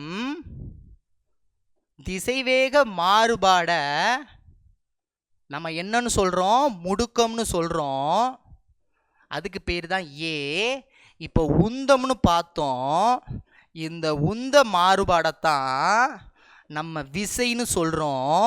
இந்த விசை தான் நியூட்டனின் இரண்டாவது விதி. திசைவேக மாறுபாடு முடுக்கம், உந்த மாறுபாடு விசை, ஃபோர்ஸ். இப்போ அந்த ஃபோர்ஸுக்கான டெஃபினிஷன் பார்க்க போகிறோம், விசைக்கான எக்ஸ்பிளனேஷன் பார்க்க போகிறோம். இப்போ நான் சொல்கிறது தான் நியூட்டனுடைய இரண்டாவது விதி. பார்க்கலாமா? ரெடியா? Okay fine.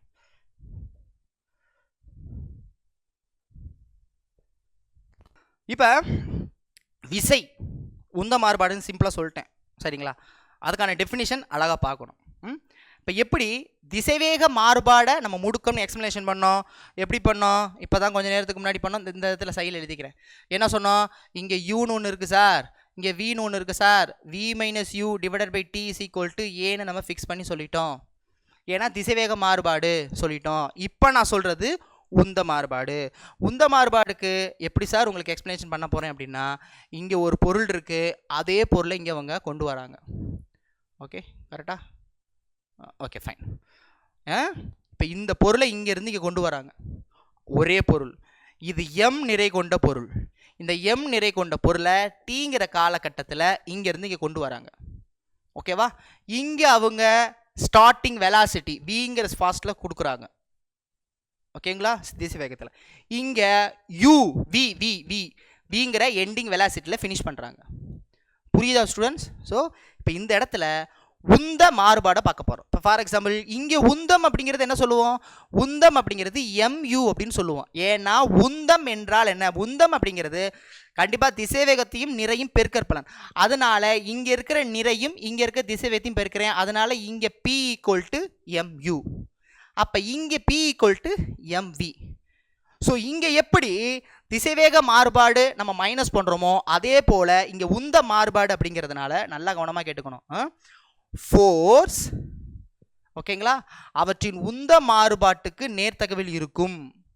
உந்த மாறுபாட்டுக்கு நேர்த்தகவில் இருக்கும். அந்த உந்த மாறுபாடு நடைபெற்ற காலத்திற்கு எதிர்த்தகவில் இருக்கும். அதுதான் இதில் இருக்கக்கூடிய வார்த்தை ரொம்ப முக்கியம். உந்த மாறுபாடு அப்படிங்கிறது mv - mu என்று கூற வேண்டும். இதிலிருந்து இதை நான் மைனஸ் பண்ணுறேன். ஸோ ஒரு பொருளுக்கு கொடுக்கக்கூடிய விசையானது அவற்றின் உந்த மாறுபாட்டுக்கு நேர்த்தகவில் இருக்கும். இருக்கா? இருக்குது. உந்த மாறுபாட்டு நேர்த்தகவில் இருக்குது. அவற்றின் உந்த மாறுபாட்டு காலத்திற்கு எதிர்த்தகவில் இருக்கும். அதனால டி கீழே போடுறேன் சார். இந்த ஸ்டேட்மெண்ட் புரியுதா ஸ்டூடெண்ட்ஸ்? ஏன்னா இதை நீங்கள் புரிஞ்சு படிச்சிட்டிங்கன்னா எப்படி வேணாலும் கேள்வி கேட்கலாம். இதை நீங்கள் புரிஞ்சு படிச்சிட்டிங்கன்னா எப்படி வேணாலும் கேள்வி கேட்கலாம். எப்படி வேணாலும் கேள்வி கேட்கலாம். Okay fine. சரி, இப்போ என்ன பண்ணுறேன்னா f direct proportional mv - mu / t. Okay sorry. இப்போ நான் என்ன சார் பண்ணுறேன் அப்படின்னா இதிலேருந்து எம்மை காமனாக எடுக்கிறேன்.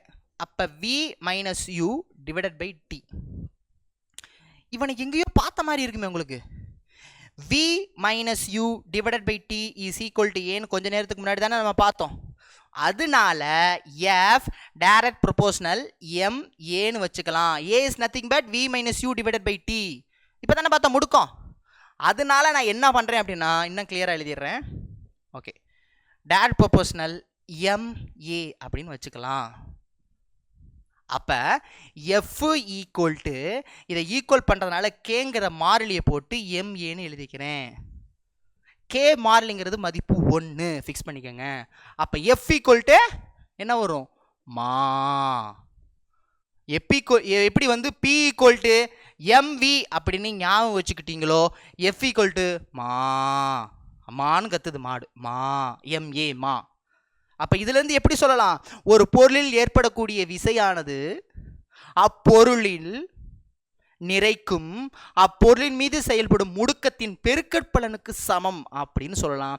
இதுதான் நியூட்டனோட இரண்டாவது விதி. இது இந்த மாதிரி எக்ஸ்பிளனேஷன் உங்களுக்கு முன்னாடியே தெரியுமா இல்லை யாராவது சொல்லி கொடுத்துருக்காங்கன்னு தெரியல. இதுதான் எக்ஸ்பிளனேஷன். ஏன்னா அவங்க நியூட்டனோட இரண்டாவது லாவில் இதை பற்றி எது வேணாலும் கேட்டு வச்சிடலாம். அப்போ விசைக்கு டெஃபினிஷன் எப்படிலாம் சொல்லலாம்? ஒரு குறிப்பிட்ட காலகட்டத்தில் ஒரு பொருளின் மீது செயல்படும் உந்த மாறுபாடு அவற்றின் விசை சொல்லலாம். ஒரு பொருளின் மீது செயல்படக்கூடிய விசையானது அப்பொருளின் நிறைக்கும் மற்றும் அப்பொருளின் மீது செயல்படும் முடுக்கத்தின் பெருக்கற்பலனுக்கு சமம் சொல்லலாம். இப்போ எஃபோட எஸ்ஐ யூனிட் என்ன பார்க்க போகிறோம். அதாவது என்ன பார்த்தோம்? எஃப் = மான்னு பார்த்தோம் சார்.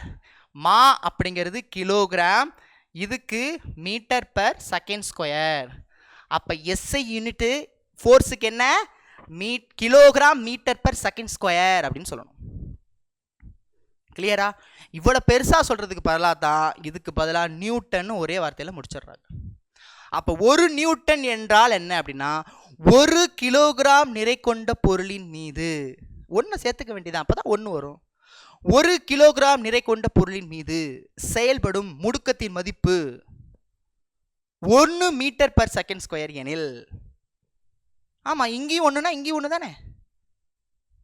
அதாவது பொருளின் மீது செயல்படும் 1ங்கிறது 1 kg, முடுக்கம் அப்படிங்கிறது 1 m/s². ஓரம்னா 1 நியூட்டன். ஒருவேளை எப்படி வேணாலும் கொஸ்டின் கேட்கலாம். 2 கிலோகிராம் நிறை கொண்ட பொருளின் மீது செயல்படும் முடுக்கத்தின் மதிப்பு 4 m/s² எனில் 4 2 8. அப்போ 8 என்ன? ரெண்டையும் பெருக்கத்தான் போறீங்க. இது கிலோகிராமில் இருக்கணும், இது m/s இருக்கணும். கிலோகிராம் 2 இருந்தால் 2, 4 இருந்தால் 4, 4 2 8 என்ன? அதனால தான் நான் எக்ஸ்பிளனேஷன் இப்படி பண்ணேன். கிளியரா ஸ்டூடெண்ட்ஸ்? ஓரளவு புரியுதா? ஏன்னா எனக்கு புரிதல் தான் ரொம்ப முக்கியம். ஒரே வீடியோவில் நான் எல்லாம் எடுத்தோம்னா கொஞ்சம் உங்களுக்கு குழப்ப ஆரம்பிச்சிடும். ஸோ இவ்வளோ தான். இப்போ நம்ம இந்த சாப்டரில் நம்ம புத்தகத்தில் என்ன சொல்லியிருக்காங்கன்னு பார்க்க போகிறோம்.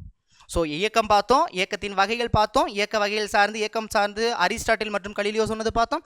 அதுக்கப்புறம் என்ன பார்த்தோம், தொலைவு இடப்பெயர்ச்சி பார்த்தோம். அதுக்கப்புறம் என்ன பார்த்தோம், வேகம் திசை வேகம் பார்த்தோம். அதுக்கப்புறம் முடுக்கம் பார்த்தோம். அதுக்கப்புறம் உந்த பார்த்தோம். அதுக்கப்புறம் விசை பார்த்தோம்.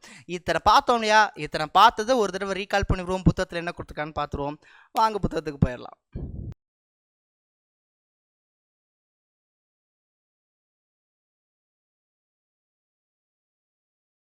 இயக்கம். ஸோ இயக்கத்தை பொறுத்த வரைக்கும் நம்ம ஆரம்பிக்கும் போது சொன்னோம் ஓய்வு நிலை மற்றும் இயக்க நிலை. ஸோ அதான் சொல்லியிருக்காங்க, தனது நிலையை மாற்றிக்கொள்ளாமல் ஒரே இடத்தில் இருப்பதற்கு பேர் தான் ஓய்வு நிலை அப்படின்னு சொல்கிறாங்க. ஒருவேளை காலத்தை பொறுத்து ஒரு பொருள் தனது நிலையை மாற்றிக்கொள்ளுமேயானால் அதுக்கு பேர் தான் இயக்க நிலை. நான் அழுத்தி சொல்லியிருந்தேன், ஓய்வும் இயக்கமும் ஒரு சார்பியல் நிகழ்வு. எடுத்துக்காட்டு கூட சொல்லியிருந்தோம் ட்ரெயினில் போகும்போது. ஸோ ட்ரெயினில் இருக்கிற நமக்கு ஸோ மரங்கள்ங்கிறது ஓய்வு நிலையில் இருக்கிற மாதிரி இருக்கும். பட் ஆனால் ட்ரெயினுக்கு வெளியில் இருக்கிற அவங்களுக்கு ட்ரெயின் அப்படிங்கிறது ட்ரெயினில் இருக்கக்கூடிய நம்ம வந்து இயக்க நிலையில் இருப்போம். ஆனால் மரம் அப்படிங்கிறது ஓய்வு நிலையில் இருக்கும். அதான் அவங்க சொல்லியிருக்கிறாங்க. ஸோ ஓய்வும் இயக்கமும் ஒரு சார்பியல் நிகழ்வு. எடுத்துக்காட்டு பேருந்தில் செல்லும் பொழுது மனிதர்கள் மரங்கள் வந்து பின்னோக்கி செல்வது போலவும் தோன்றும் அப்படிங்கிற மாதிரி எக்ஸ்பிளனேஷன் பண்ணியிருக்காங்க. ஸோ இது எல்லாமே நம்ம சொன்னதை பார்த்துட்டு நீங்கள் இதை படிச்சிங்கனாலே போதுமானது. இயக்கத்துக்கான மீனிங் சொல்லியிருக்காங்க. ஒரு பொருளின் மீது செயல்படுத்தப்படும் தள்ளுதல் அல்லது இழுத்தல் நிகழ்வுகளின் காரணமாக ஏற்படுவதே இயக்கம். ஸோ இயக்கத்தோட பல வகைகள் பார்த்தோம். ஒன்று சுழற்சி இயக்கம், இன்னும் வந்து வட்ட இயக்கம், அடுத்து நேர்கோட்டு இயக்கம், அலைவு இயக்கம், அப்புறம் ஒழுங்கு இயக்கம், ஒழுங்கற்ற இயக்கம், கால ஒழுங்கு இயக்கம், இந்த மாதிரி நம்ம நிறையா பார்த்தோம். அதன் அடிப்படையில் உங்களுக்கு கொடுத்துருக்காங்க. பொருள் சமகாலத்தில் சம இடைவெளியில் சம தொலைவை கடக்குமேயானால் அதுக்கு பேர் சீரான இயக்கம். சீரற்ற இயக்கம் கடக்க முடியலைன்னா ஆல்ரெடி பார்த்துட்டோம். ஸோ உங்களுக்கு இங்கே படம் கொடுத்துருக்குறாங்க. ஸோ ரொம்ப முக்கியமாக வளைவு பாதை இயக்கம், அதை காகித விமானத்தில் பறந்து விடுதல், அதெல்லாம் வளைவு இயக்கம் சொல்லியிருக்காங்க. ஒழுங்கற்ற இயக்கம் வந்து அறையில் பறக்கும் ஈ வந்து ஒழுங்கற்ற இதில் இருக்கும்னு சொல்லியிருக்காங்க. கால ஒழுங்கு இயக்கம், மணியை காட்டும் கடிகாரமுள் ஒரு கால ஒழுங்கு இயக்கம், காலத்தை சார்ந்து அது இயக்கம் இருக்கும் சொல்லியிருக்காங்க. அது மட்டும் இல்லாமல் கால ஒழுங்கற்ற இயக்கம் காற்றில் அசைந்து ஓடும் கொடி வந்து காலத்தை சார்ந்தெல்லாம் இயங்காது. ஸோ அந்த வார்த்தை ரொம்ப முக்கியம். திரும்பவும் நான் வேணா சொல்கிறேன். குறிப்பு, அலைவு இயக்கங்கள் அனைத்தும் கால ஒழுங்கு இயக்கம், ஆனால் கால ஒழுங்கு இயக்கங்கள் அனைத்தும் அலைவு இயக்கங்கள் அல்ல அப்படிங்கிறது ஒரு முக்கியமான டெஃபினிஷன். இதை நீங்கள் மறந்துடக்கூடாது. சரிங்களா? Okay fine. அடுத்ததுக்கப்புறம் ஓகே, சீரான இயக்கம் சீரற்ற இயக்கம் அரிஸ்டாட்டில் கூற்று உங்களுக்கு சொல்லியிருக்கிறாங்க. படித்து பார்த்தாலே உங்களுக்கு கண்டிப்பாக புரியும். ஏன்னா உங்களது நல்ல முறையில் உங்களுக்கு எக்ஸ்பிளனேஷன் பண்ணிட்டேன். அதுக்கப்புறம் அரிஸ்டாட்டிலோட கூற்று சொல்லியிருக்காங்க. நம்ம சொன்னது அப்படியே இதில் இருக்குது, இல்லை இதில் இருக்கிறத நம்ம அப்படியே அழகாக சொல்லிட்டோம். அதுக்கு அடுத்து என்ன அப்படின்னு பார்த்தீங்கன்னா கலீலியோட கூற்று கொடுத்துருக்காங்க. கலீலியோட கூற்று இதுலேயும் இதெல்லாம் நம்ம பார்த்தாச்சு. சரிங்களா? தொலைவிட பயிற்சிக்கு சொல்லியிருக்காங்க. ஸோ திசையை கருதாமல் பொருள் கடந்த பாதையின் நீளம், இது வந்து ஒரு குறிப்பிட்ட திசையில் பொருள் அடையக்கூடிய குறைந்தபட்ச பாதை நீளம். இது ஸ்கேலார், இது வெக்டார், இதுக்கும் மீட்டர் பார்த்தோம். நீங்கள் மறந்துருக்கவே மாட்டீங்க. உதாரணம் நான் சொல்லியிருக்கேன். அதில் சொன்ன உதாரணம் மாதிரியே இதுலேயும் ஒரு உதாரணம் அழகாக உங்களுக்கு கொடுத்துருக்குறாங்க. அடுத்து நம்ம பார்க்க போகிறது என்ன அப்படின்னு பார்த்தீங்கன்னா பாதையின் நீளம் கடந்து வர காரைக்குடி, அதை பற்றிலாம் பேசியிருக்காங்க. அடுத்து வேகம் திசை வேகம் உங்களுக்கு அழகாக சொன்னேன். தொலைவு மாறுபடும் வீதம், அதாவது ஒரு குறிப்பிட்ட காலத்தில் தொலைவு மாறுபடும் வீதம் வந்து வேகம் சொல்லுவாங்க. இடப்பெயர்ச்சி மாறுபடும் திசை வேகம் சொல்லுவாங்க. இதுக்கும் மீட்டர் பர் செகண்ட்ஸ், இதுக்கும் மீட்டர் பர் செகண்ட்ஸ். இது ஸ்கேலார், இது வெக்டார் அப்படின்னு பார்த்தோம். முடுக்கத்தோட கான்செப்ட் சொன்னேன். A=V/U/T. இதெல்லாமே ரெஃபரன்ஸு கடற்கடை நம்ம ரிவிஷன் பார்க்க போகிறோம். இதுலேயே நான் கிளாஸ் எடுத்தேன்னா விடிஞ்சிடும். சரிங்களா? ஸோ இது V, இது Uன்னு சொல்லியிருக்காங்க. இது ஆரம்ப திசை வேகம், இது முடிவு திசை வேகம். முடுக்கத்துக்கு வந்து மீட்டர் பர் செகண்ட் ஸ்கொயர் அப்படின்னு கொடுத்துருக்காங்க. இது முடுக்கத்துக்கான என்னது? முடுக்கத்துக்கான SI யூனிட்ஸ். ஓகே, அடுத்து பார்க்க போகிறோம் உந்தம் P=mv அப்படிங்கிற மாதிரி சொல்லியிருந்தேன். அது உங்களுக்கு எக்ஸ்பிளனேஷன் பண்ணியிருக்காங்க. இதில் நம்ம பார்த்த ஒவ்வொரு லைனும் உங்களுக்கு மனசில் பதிகிற மாதிரி நம்ம கிளாஸ் எடுத்திருக்கோம். ஸோ P=mv, உந்தமானது ஒரு பொருளின் நிறைக்கு மற்றும் அதன் மீது செயல்படும் திசை வேகத்தின் பெருக்கல் பலனுக்கு சமம். So kilogram metre per seconds. ஏன் SI யூனிட் இதுக்கு metre per second, kilogram metre per seconds நான் ஆல்ரெடி சொல்லிட்டேன். சரிங்களா? அடுத்து விசை நம்ம சொல்லக்கூடிய டெஃபினிஷன் உங்களுக்கு கொடுத்துருக்காங்க. F கடைசியில் மா அப்படின்னு வருது, MA. அதுதான் உங்களுக்கு சொல்லியிருக்கிறாங்க. இதிலிருந்து நமக்கு என்ன தெரிஞ்சுக்கணும் அப்படின்னா ஒரு பொருளின் மீது செயல்படுத்தக்கூடிய விசையானது அவற்றின் நிறைக்கு மற்றும் அப்பொருளின் மீது செயல்படுத்தக்கூடிய முடுக்கத்தின் பெருக்கல் பலனுக்கு சமம் அப்படிங்கிற மாதிரி சொல்லியிருக்காங்க. இதுக்கு பேர் தான் நியூட்டன். அப்போ kilogram metre per second square = newton அப்படின்னு சொல்லி ஃபிக்ஸ் பண்ணிடலாம். சரிங்களா? இதுதான் நம்ம இன்னைக்கு பார்த்த கிளாஸோட கண்டென்ட்டு. இப்போ அடுத்து நம்ம இதில் என்ன பார்க்குறோம் அப்படின்னு பார்த்தீங்கன்னா இந்த விசையில் 2 வகைப்படும் அப்படின்னு சொல்லியிருக்காங்க. அதையும் நான் சேர்த்து முடிச்சிட்டேன் அப்படின்னா பக்காவாக முடிச்சிடலாம். சரிங்களா? நான் இதிலிருந்து சொல்கிறது தான் சாலை சேர்ந்தது. அதான் நம்ம புக்கை ஓப்பன் பண்ணிட்டோம். அதாவது அது திசையை சார்ந்து விசையை 2 வகையில் பிரிக்கலாம். ஒன்று செங்குத்து விசை, இன்னொன்று கிடைமட்ட விசை பார்க்க போகிறோம். அதாவது ஹரிசான்டல் ஃபோர்ஸ், இன்னொன்று வெர்டிக்கல் ஃபோர்ஸ் அப்படின்னு சொல்லுவாங்க. அதை பற்றின நிறைய சம்ஸ் கொடுத்துருக்காங்க. டிஎன்பிசி குரூப் 2 2012 ஒரு கொஸ்டின் கொடுத்துருக்காங்க. ஃபர்ஸ்ட் டெஃபினிஷனா என்னன்னு நான் சொல்லிடுறேன், அதுக்கப்புறம் இந்த கொஸ்டினை நீங்களே போட்டுருவீங்க. ஒரு எக்ஸாம்பிள் கொடுத்துருக்கோம், அண்ட் தென் ஒரு எக்ஸசைஸ் உங்களுக்கு கொடுத்துருக்கோம் நீங்கள் போட்டு பார்க்குறதுக்காக. ஃபர்ஸ்ட் இதுக்கான ஃபுல் டெஃபினிஷன் மட்டும் நல்லா தெரிஞ்சுக்கோங்க, சரிங்களா? என்ன சார் டெஃபினிஷன் அப்படின்னு பார்த்தீங்கன்னா, ஆல்ரெடி நான் உங்களுக்கு சொல்லிட்டேன். என்ன? ஒன்று கிடைத்தல விசை, இன்னொன்று செங்குத்து விசை. அதாவது விசை செயல்படும் திசையை பொறுத்து அப்படின்னு சொல்லி நீங்கள் ஃபிக்ஸ் பண்ணிக்கலாம். இன்னும் உங்களுக்கு தெளிவாக உங்களுக்கு சொல்லணும் அப்படின்னு பார்த்தீங்கன்னா, எஸ், ஓகே ஃபைன். இப்போ கண்டிப்பாக உங்களுக்கு கண்டிப்பாக தெரிஞ்சிருக்கும். So horizontal force, vertical force. இப்போ என்ன பண்ண போகிறேன் அப்படின்னு பார்த்தீங்கன்னா, ஒரு கோடு போட்டுக்கிறேன்.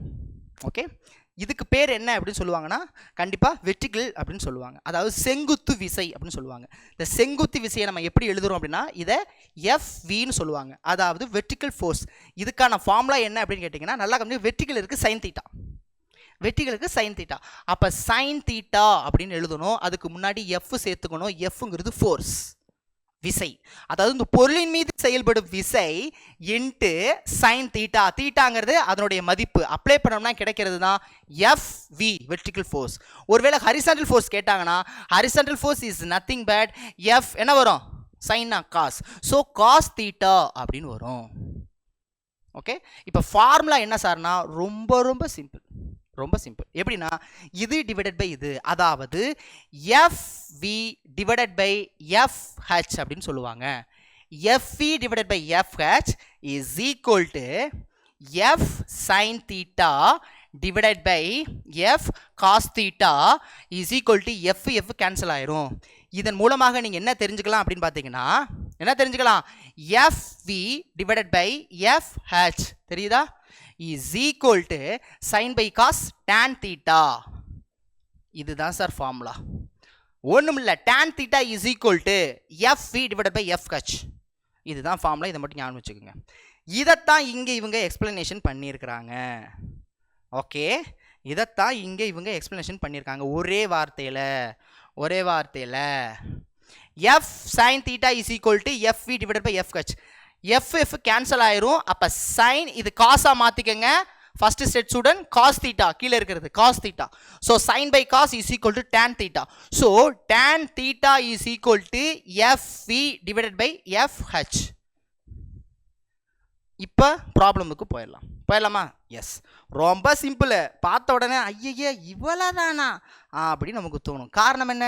நம்ம கான்செப்ட் புரிஞ்சு படிச்சிருக்கோம், அதனால நீங்கள் ஆன்சர் பண்ணலாம். இது எப்போ கேட்ட கொஸ்டின் அப்படின்னு பார்த்தீங்கன்னா, டிஎன்பிசி குரூப் 2 2012 கேட்ட கொஸ்டின்ஸ். சரி, என்ன கேட்டிருக்காங்க அப்படின்னு பார்த்தீங்கன்னா, சரியான விடையை தேர்ந்தெடுக்க. ஓகே, கிடைத்தளத்திற்கு 60 தீட்டா. அப்போ இதிலிருந்து என்ன நீங்கள் நல்லா தெரிஞ்சுக்கணும்னா, தீட்டா சீக்குவல் டு 60ன்னு கொடுத்துட்டாங்க. சாய்வாக விசை ஒன்று செயல்படுகிறது. சரி, அவ்விசையின் கிடைத்தல கூறு என்ன கூறு? கிடைத்தல கூறு. கிடைத்தலம் என்றால் என்ன? ஹரிசாண்டல். அப்ப எஃப்ஹெச் கொடுத்துட்டாங்க இஸ் ஈக்குவல் டு 40. அவங்க என்ன கேட்டிருக்காங்க? செங்குத்து கூறு என்ன? செங்குத்து கூறுனா என்ன கேட்குறாங்க சார்? எஃப்வி என்னன்னு கேட்குறாங்க. ஃபார்முலா என்ன? tan 60 is equal to tan 60 theta is equal to மேலே வி தான் கேட்குறாங்க, தெரியாது எக்ஸ், கீழே கொடுத்துட்டாங்க 40. அப்போ tan 60க்கு என்ன? tan 60 √3. சார் இது எப்படி சார் √3ன்னு சொன்னீங்கன்னா அது தனி கான்செப்ட் போகும், அது நான் மேக்ஸ் கிளாஸ் எடுக்கும்போது சொல்கிறேன், சரிங்களா?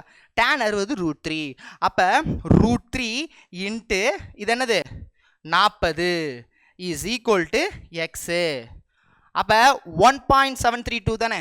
அப்போ 1.732 இன்ட்டு 40. கிளியர்? ஸோ 1.732 இன்ட்டு 40 என்ன ஆன்சர் வரும்? பெருக்கி போடுவோமா? பெருக்கி போட்டுருவோம். 1732 4 சேர்த்துக்குவோம், லாஸ்ட்டில் 0 பார்த்துக்கலாம்.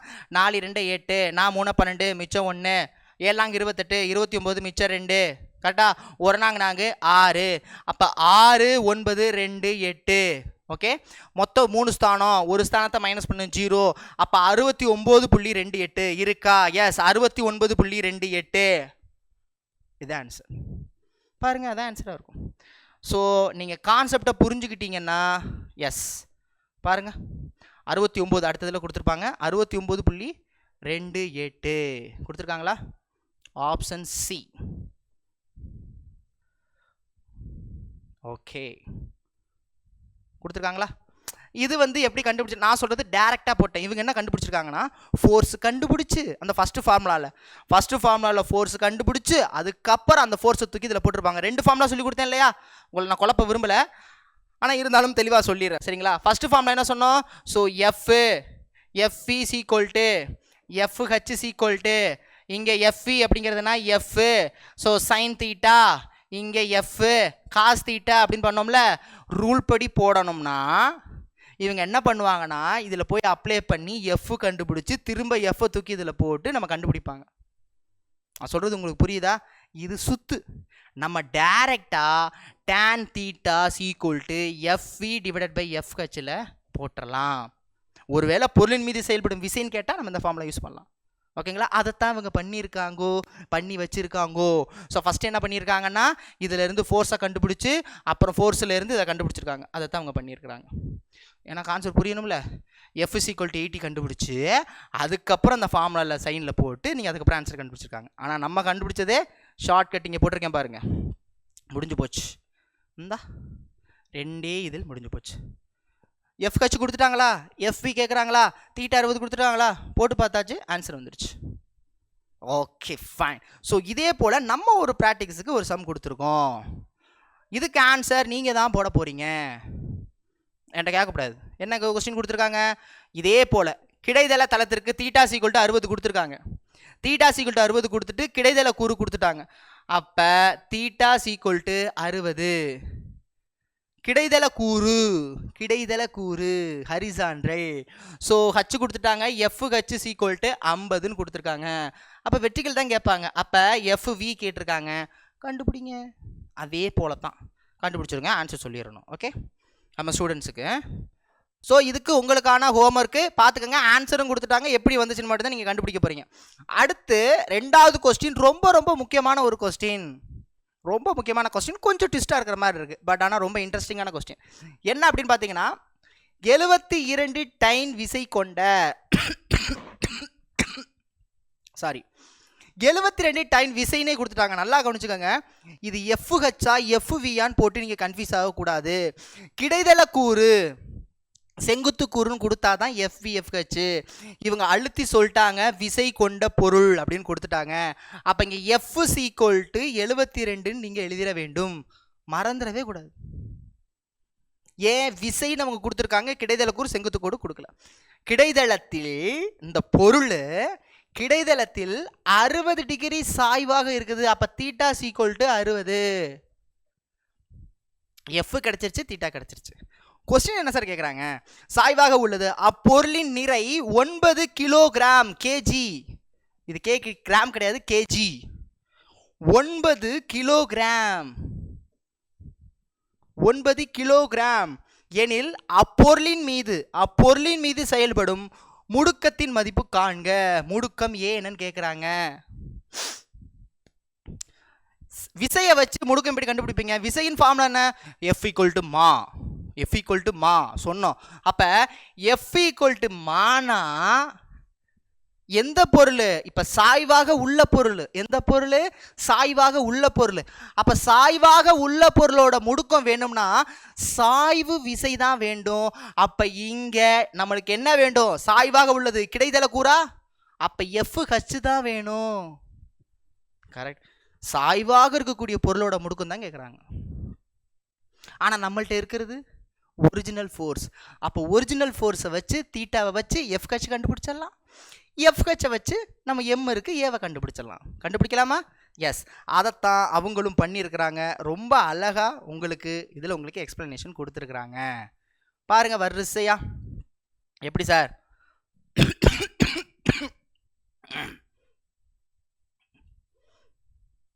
Okay fine. பாருங்க, F cos theta = F cos formula தெரியும். இப்போ நம்ம எஃப்க்கு பதிலாக 72 போட்டுடுறேன். sin 60 = 1/2 = FH. அப்போ இதில் பாதி 36. அப்போ FH 36ன்னு கண்டுபிடிச்சாச்சு. அப்போ இங்கே 36ன்னு போட்டேன். ஸோ FH = மா அப்படின்னு போடணும். ஏன்னா இந்த பொருளோட விசையை தான் நீங்கள் இதில் ஆட் பண்ணணும். 72 ஆட் பண்ணிங்கன்னா கிடையாது, சாய்வாக பொருள் இருக்கக்கூடிய முடுக்கம் தான் கேட்குறாங்க. அதனால 36 = 9A. 9ங்கிறது கிலோகிராம். ஸோ பார்த்தோம் இல்லையா, am so 36. So 36 is equal to 9a. புரியுதுங்களா? ஃபார்முலா சப்ஸ்டியூட் பண்ணுறாங்க. இதுக்கு பதிலாக 9, இது தெரியாது ஏ, இதுக்கு பதிலாக 36. அப்போ 36 divided by 9 is equal to 4. அப்போ 4 மீட்டர் பர் செகண்ட் ஸ்கொயர். அதான் இங்கே போட்டிருக்காங்க 4 மீட்டர் பர் செகண்ட் ஸ்கொயர். இதுவும் டிஎன்பிசியில் ரொம்ப ரொம்ப முக்கியமான கொஸ்டின், எதிர்பார்க்கப்படும் கேள்விகளில் கண்டிப்பாக அந்த மேக்ஸ் ஏன் இம்பார்ட்டன்டாக அதில் கொடுக்குறோம் அப்படின்னா இது கேட்கப்பட வேண்டிய கேள்வி. அவ்வளோதாங்க, முடிஞ்சுங்க. ஸோ ஃபஸ்ட்டு பார்ட் இவ்வளோ தான் பார்த்தோம். அழகாக டெஃபினிஷன் பார்த்துட்டோம். உங்களுக்கு மேக்ஸும் உங்களுக்கு சொல்யூஷன் அழகாக சொல்லி கொடுத்தாச்சு. ஸோ இது அடுத்தடுத்து வரக்கூடிய கிளாஸில் நம்ம இயக்க சமன்பாடு பார்ப்போம், அதுக்கு மட்டும் இயக்க விதிகள் பார்ப்போம், வட்ட இயக்கம் பார்ப்போம். இதெல்லாம் பார்த்துட்டு இயக்கம் கான்செப்ட் ஓவர். மீண்டும் சந்திக்கிறவங்களுக்கு விடைபெறுவது உங்கள் அன்பு சகோதரன் கார்த்திக். நன்றி, வணக்கம்.